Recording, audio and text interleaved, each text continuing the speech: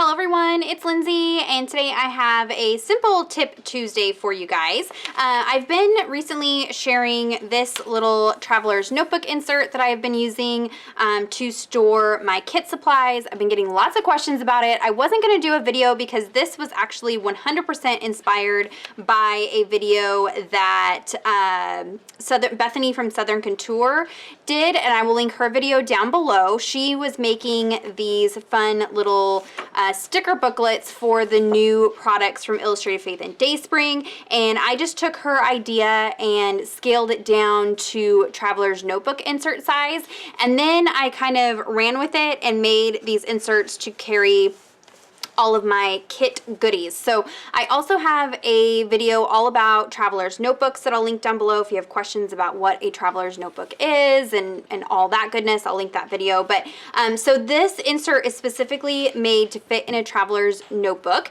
and I've been using it to store all of my different die cut pieces and stickers and things like that for the kits that I am working in. So like this is my storyteller traveler's notebook. I have this zipper pouch. I will link this down below for you guys. It's an easy way to store the stamp while I'm working on it. And then I have the devotional for the kit, and then I have this little insert that I'm going to show you how I make today. So let me go ahead and just pull this out so you can see what this looks like.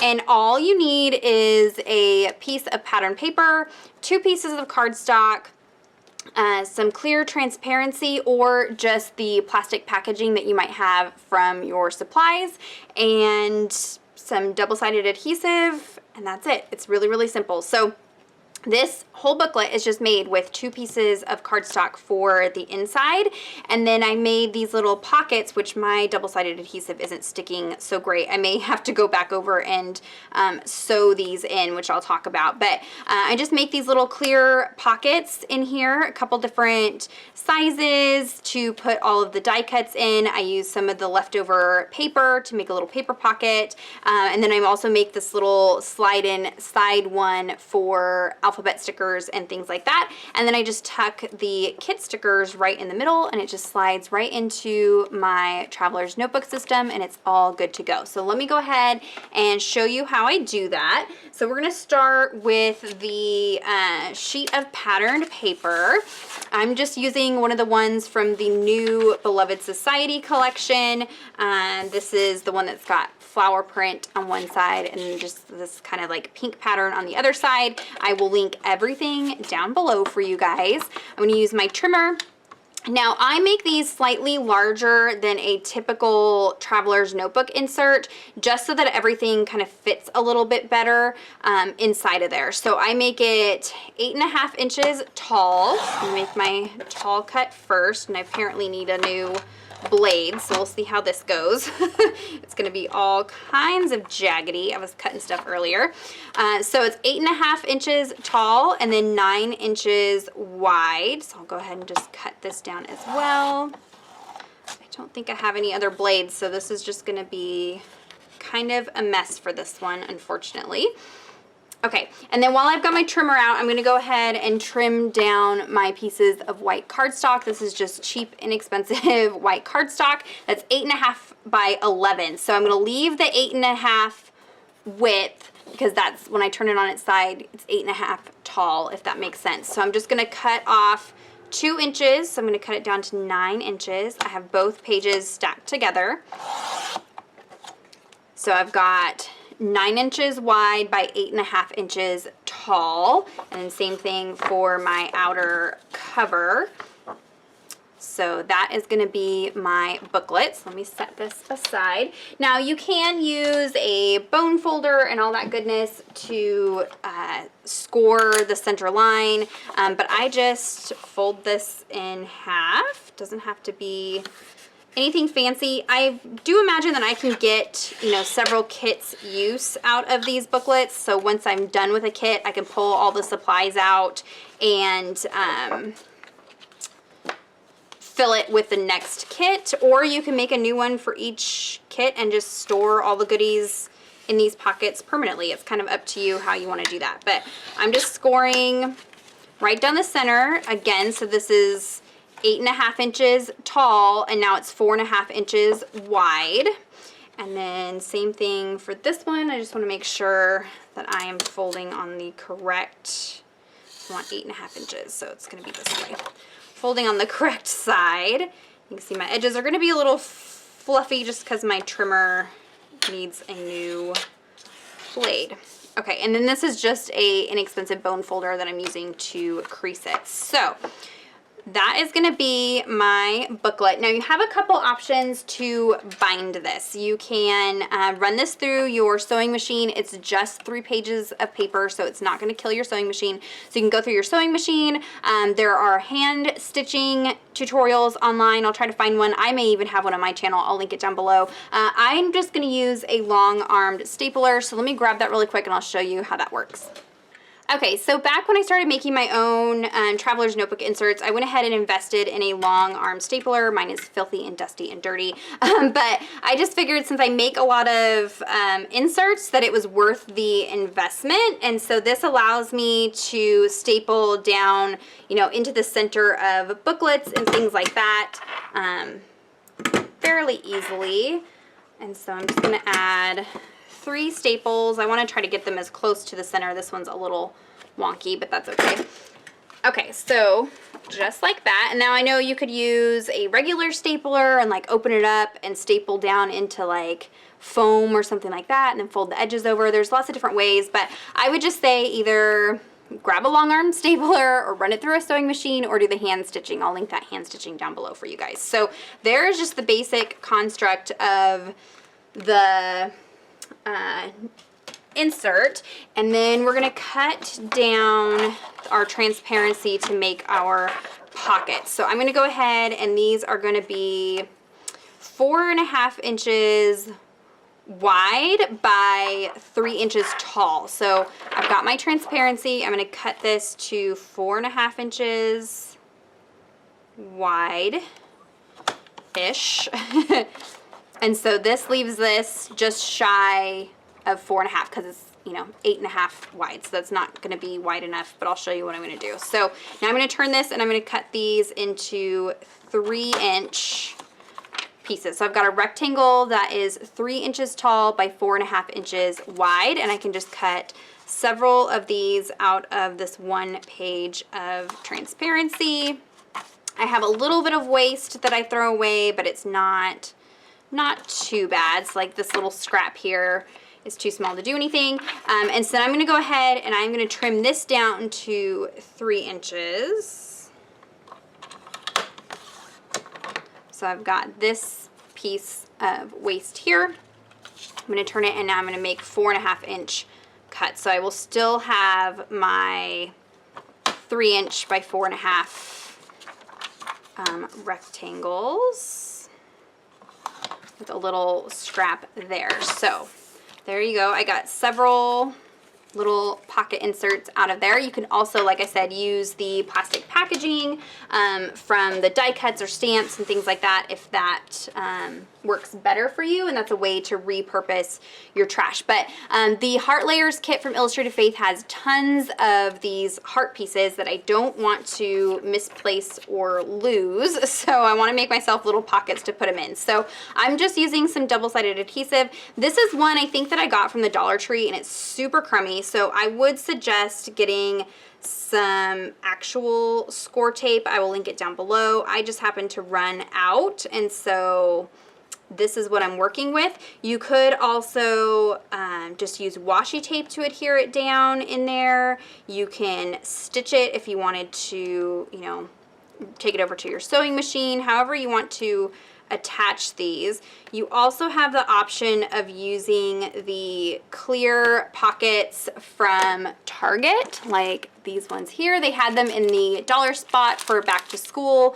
I think that I found some on Amazon, so I will link those down below for you guys. These are slightly smaller, so you won't have, you know, be able to stick as wide of stuff into these pockets if you use those, you know, pre-made pockets. So it's just kind of up to you depending on what you think you're going to be storing in those pockets. But I went ahead and just added adhesive to 3 edges, the 2 short sides and 1 long side. I'm going to go ahead and pull the backer sheets off and then stick this down. I like to stick it down just slightly up from the bottom of the notebook, and I'm gonna have puppy fur in like everything because that's my life.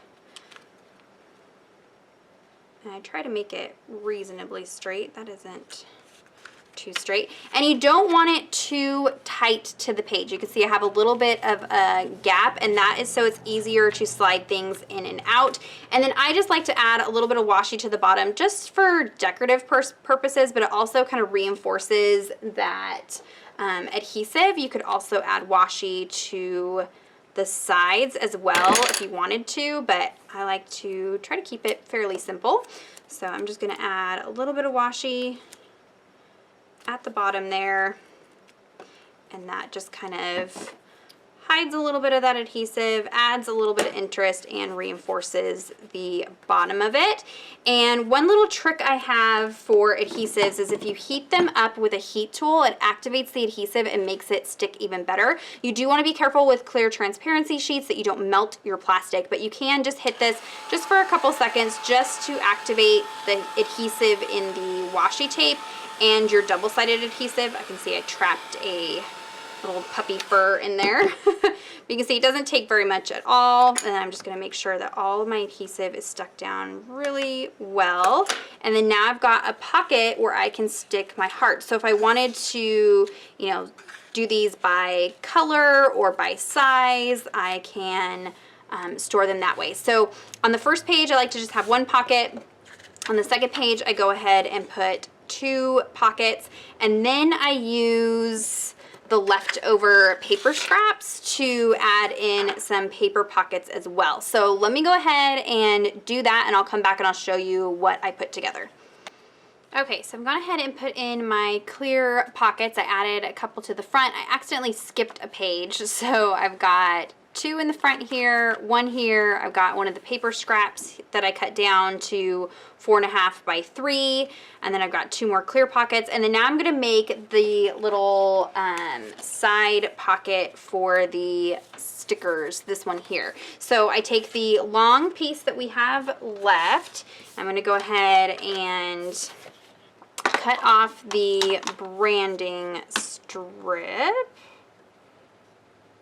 So I'm just trying to use up every little bit of these scraps.